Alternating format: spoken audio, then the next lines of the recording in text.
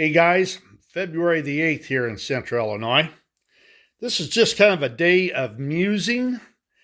I wanted to show you a few things and uh, throw out some stuff that was mentioned to me out on my YouTube page by a fellow who goes by the handle of JF Lionel T-Rail Operator.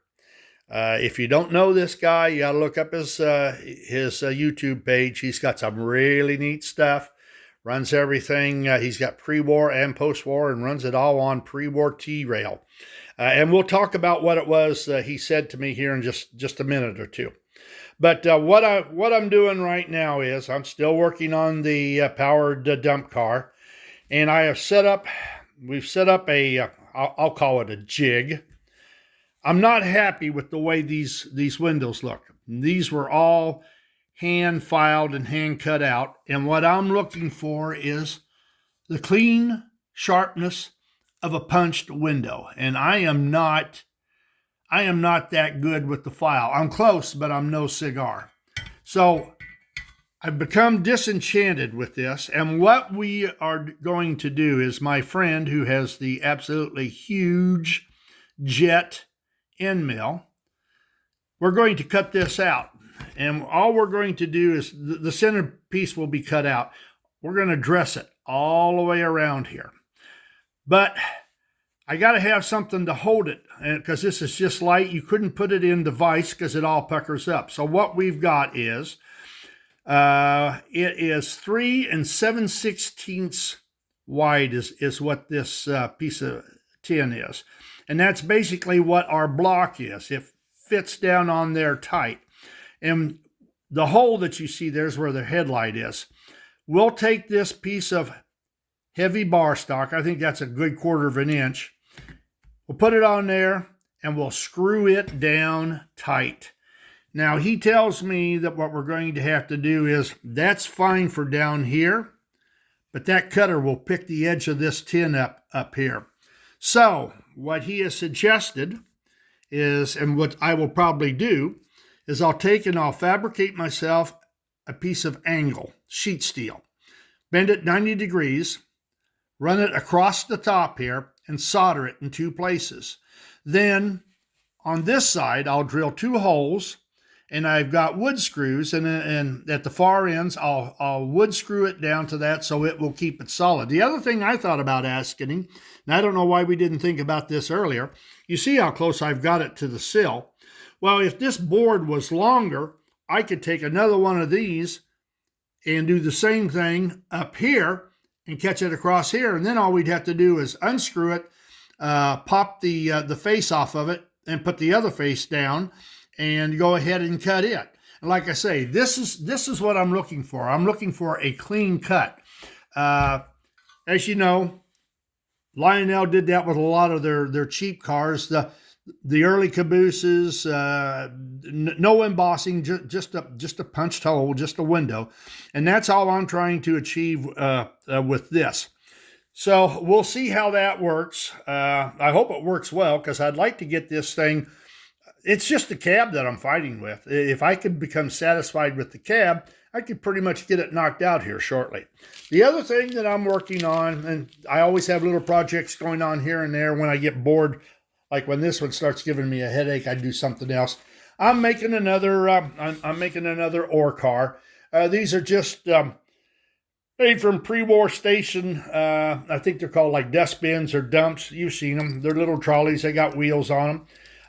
I never have been able to get one of these for what I think they're worth. I think a junk one's worth $5, and if you can find one for $5, send it to me and I'll give you 10. I usually wind up paying around $20 for these, and sometimes more. But I've got this thing for the mine train. We'll take, of course, this will be soldered in just like I did with this one, and that way I have something. I know what I do is I go from corner to corner on this. That gives me the center, and that allows me to mount the trucks about where it should be. So that's what we're working on that, and I'm trying to decide. This is the yellow I've thought about using on that cab, but I could go to this orange. I've used this orange many times. I like both of them, so we'll just have to see.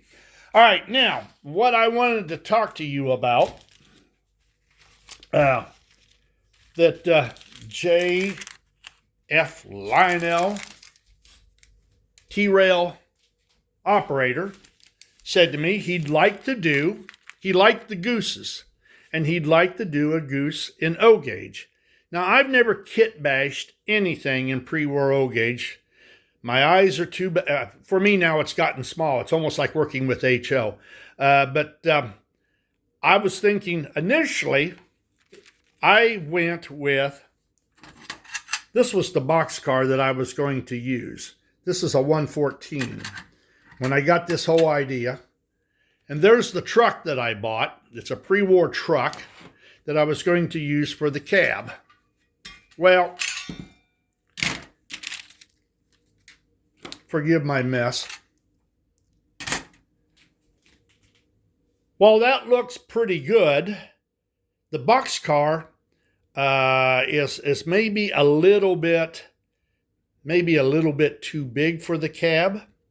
That's why I went with the gearboxes, because this is a 17 standard gauge boxcar, and this is Stamp Toys that was made by Gearbox. In this case, this is a complete toy. All I did was I found, I think it's called the number 4 Goose, and I just powered it and put a power truck underneath of it. But J.F. Lionel was saying he thought he might use an 806 boxcar. And I'm thinking to myself, well, there's really not a whole, nobody really cares size-wise, basically, in tin plate. I mean, for instance, let's see if I got it here someplace. I converted a Lionel inspection car, which, oh, here it is. I don't have it hooked up. I've just got the body. But this is one that I bought, and I converted it from O gauge to standard gauge. It's no big deal, but let's face it, that ain't nowhere near scale. And I think if I were going to do one, as he suggested, in O gauge, I would use, this is exactly what I'd use. I'd use the 114, and what I use are Alco engines. These are O gauge Alco engines. These are what I convert. This is a 3-rail truck. I normally use a 2-rail truck, but this is O gauge. Now, you wouldn't have to extend the axles. You could leave it at O gauge. You could take the 117. Now, this is an Alco motor frame, and this is how I set these up. I will put this in here. I'll bolt it down. Then I take it and I mark it with my magic marker, and then I proceed to cut the whole insides out. That way, that's exactly what I did with this, and that way it gives you swing and slop, which is what you need. But I really think that you could take an Alco motor, leave the wheels on it as it was, find a tin plate truck. I would want a cab a little bit bigger than that, but this will work. I've already tried it with a set of O gauge trucks underneath of it. The O gauge trucks on this would look very much like the standard gauge trucks on this. You want those wheels underneath the fender. So if you want a tin plate look, I think this is the way that I would go. And these Alco motors are really, they're easy to get a hold of. The other thing that I've seen a goose made out of for a power unit is a hand car. And believe it or not, the distance between the two wheels on the hand car and the Alco are exactly the same. It's almost the same unit. So I'm also using these for units. Cut them all off, extend the wheels, fabricate new axles, and I'm always looking for a power unit for standard gauge. But back to the goose again in O gauge. I think this is not oversized. This is not oversized for O gauge when you consider Lionel made this for O gauge. And I mean, this thing would be absolutely huge. It would actually, if you wanted to have it more to scale, it would look like my cast iron trucks over there. So he's given me an idea. I don't know that I'll do one in O gauge, but if I do one in O gauge in the template fashion, this will probably be the route I'll take. And like I say, the Elko motor will be absolutely perfect for that.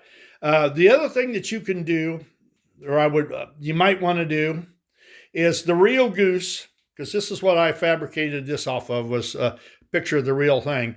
They actually did have chain drive on both sides. One was a power axle, the other one was dead, but they powered all of them. The only thing that you would have to do with the Elko is just extend the axles. You can still use the same wheels, extend the axles, and then get you a sprocket and chain. Now you could use, I believe it's called Darien chain. I used what's called clock chain. In fact, I think this is off of a Gilbert. This is not. This is stuff that I bought off of the internet. But if you're wanting a chain drive, which I think would really look boss on something like this, I think that's what I would do. I would extend the O gauge axles, remount the wheels, get you some sprockets to put it on it, and off you go. So, but that's just my musings, and I got to thank JF Lionel, T-Rail operator, for this idea. I may give it a try when I got nothing else better to do. So you guys have a good weekend. Raining here in Central Illinois, and we'll talk with you later. Toodaloo.